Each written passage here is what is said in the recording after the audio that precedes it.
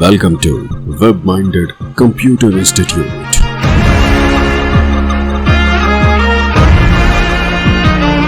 Then like, subscribe and share. Title bar के बिल्कुल नीचे हमारे पास पेंट को प्रयोग करने के लिए टैब्स दी गई हैं। यहाँ पूरा का पूरा मेन्यू जो है वो टैब्स में बटा हुआ है। जैसे फाइल टैब पे क्लिक करते ही आपके पास नीचे की तरफ एक ड्रॉप डाउन मेन्यू खुल जाता है। यदि दोबारा मैं फाइल पे क्लिक करूँ तो ये मेन्यू फिर से बंद हो जाता है। होम टैब पे क्लिक करते देखें आपके सामने एक होम टैब का एक रिबन खुल जाता है जिसमें काफ़ी सारे ग्रुप्स और कमांड्स हैं। इसी तरह से यदि मैं व्यू पे क्लिक करता हूं तो फिर से एक रिबन नीचे की तरफ व्यू टैब के लिए खुल जाता है। यहाँ पे यदि मैं होम टैब पे वापस आऊँ तो पेंट्स की कमांड्स को ग्रुप्स में अरेंज किया गया है। देखिए जैसे हमारे पास सबसे पहला ग्रुप है क्लिपबोर्ड ग्रुप का नाम है। और यदि आप यहाँ देखें तो एक पतला सा सेपरेटर का निशान है जो वर्टिकल दिया गया है, यानी कि पतली सी लाइन दी गई है जो इस ग्रुप को अगले ग्रुप से विभाजित या अलग करती है। यदि हम पहले क्लिपबोर्ड ग्रुप में देखें, कट, कॉपी और पेस्ट को शामिल किया गया है क्लिपबोर्ड में। अगला ग्रुप जो हमारे पास अवेलेबल है वो है इमेज में सेलेक्ट, क्रॉप, रिसाइज, रोटेट जैसी ऑप्शंस को शामिल किया गया है। इस तरह से टूल्स, शेप्स और कलर्स के रूप में काफ़ी सारे ग्रुप्स हैं और उनके अनुसार उनकी कमांड्स भी उनके अंदर शामिल की गई हैं।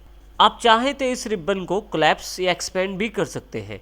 इसके लिए यहाँ छोटा सा एक बटन बना हुआ है मिनिमाइज़ करने के लिए रिबन को। जैसे ही मैं इस पर क्लिक करता हूँ मेरे पास पेंट में जो होम टैब खुली हुई थी वो मिनिमाइज़ हो गई है। और यदि मैं फिर से इसको वापस लाना चाहता हूँ तो फिर से माउस को यहाँ पे क्लिक करूँगा, फिर से मेरे पास वो टैब अवेलेबल हो गई है। इस प्रकार मैं अपना वर्क स्पेस या एरिया ऑफ वर्क बढ़ा सकता हूँ मिनिमाइज़ करके टैब को। टैब्स के बिल्कुल नीचे हमारे पास ड्राइंग एरिया दिया गया है, जहाँ पे आपको ये जो वाइट स्पेस नज़र आ रहा है ये एक्चुअल में हमारे ड्राइंग करने के लिए एक शीट अवेलेबल है और ये ड्राइंग एरिया कहलाता है माइक्रोसॉफ्ट पेंट के ऐप के अंदर। इस ड्राइंग एरिया को मैं आसानी से बड़ा या छोटा कर सकता हूँ अपनी आवश्यकता अनुसार। इसके लिए आप देखें यहाँ डॉट्स दिए गए हैं, एक ये डॉट है, उसके पश्चात ये डॉट है, यहाँ पे भी। जिस तरफ मैं इसे बड़ा करना चाहता हूँ या छोटा करना चाहता हूँ उस तरफ खींचूँगा इसे मैं। यदि बाहर की तरफ मैं इस ड्राइंग एरिया को खींचता हूँ तो मेरे पास स्पेस बढ़ जाता है ड्राइंग करने के लिए, परंतु यदि अंदर की तरफ करता हूँ तो ये ड्राइंग स्पेस छोटा हो जाता है। इस प्रकार मैं अपने ड्राइंग स्पेस को बड़ा या छोटा भी कर सकता हूँ। नीचे की तरफ मेरे पास एक स्टेटस बार अवेलेबल है।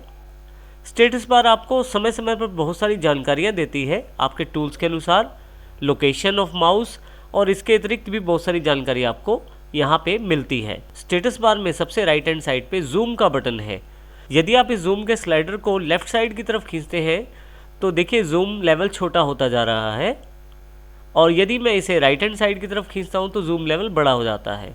स्लाइडर को पकड़ के भी मैं लेफ़्ट या राइट मूव कर सकता हूँ, और मैं चाहूँ तो माइनस बटन पर क्लिक करके या प्लस बटन पर क्लिक करके भी जूम साइज़ को बड़ा या छोटा कर सकता हूँ। यदि आपका ड्राइंग स्पेस स्क्रीन से बड़ा हो जाता है, जैसे कि यहाँ पे मैं एग्जांपल ले लेता हूँ, तो आपके पास स्वयं ही यहाँ पे दो स्क्रॉल बार अवेलेबल हो जाती हैं।